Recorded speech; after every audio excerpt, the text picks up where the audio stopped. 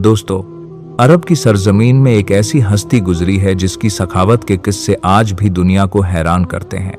बीबी फातिमत जहरा रसूल खुदा सल्लम की लखत ए जिगर। एक औरत उनकी सादगी को देखकर तंजद किया करती थी। वह कहती थी, अगर ये रसूल की बेटी है तो इनके पास दौलत और खजाने कहाँ हैं।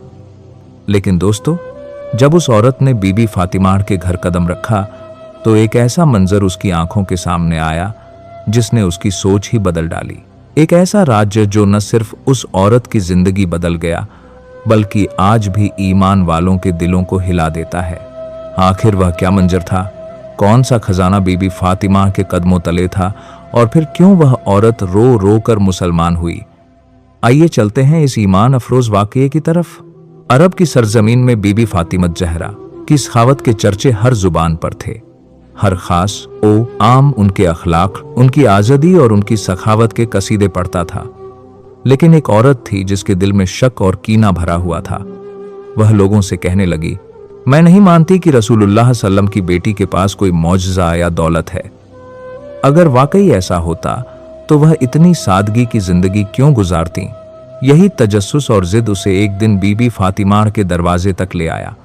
जैसे ही वह दरवाजे पर पहुंची तो बीबी पाकड़ ने उसे देखकर अपने घर के अंदर बुला लिया। घर में दाखिल होते ही वह औरत तंजिया लहजे में बोली, ए बिन्ते रसूल सल्लम, मैंने सुना है कि आपकी सखावत के चर्चे हर तरफ हैं।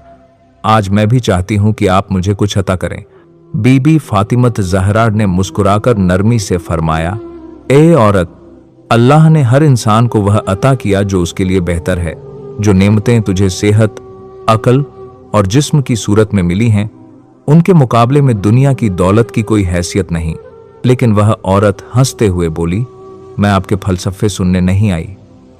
मैं तो यह देखने आई हूं कि आपके पास कितनी दौलत है। अगर आपने मुझे दिखा दिया तो मैं मान लूंगी कि आपका बाप वाकई अल्लाह का रसूल है और आपका खानदान सच्चा है। बीबी सैयदाढ़ ने निहायत सकून से फरमाया, जा, जहां मेरा मसल्ला रखा है वहां देख ले। वह औरत बीबी फातिमा के हुजरे में गई और जैसे ही मसल्ला हटाया, अचानक वहां एक खजाना जाहिर हुआ। हीरे, जवाहरात और कीमती लाल चमकने लगे। औरत ने हैरत से वह खजाना उठाना शुरू किया, मगर जितना निकालती गई खजाना वैसा का वैसा ही रहा। कांपते हाथों और हैरान आंखों के साथ जब वह वापस बीबी पाक के सामने आई तो उसका लहजा बदल चुका था। वह लर्जती आवाज में बोली, ए बिन्ते रसूल, आपके कपड़े फटे हुए हैं, आपके घर में सादगी है, लेकिन आप तो इतने बड़े खजाने की मालिक हैं। मैंने तो सोचा था कि आपके पास कुछ नहीं।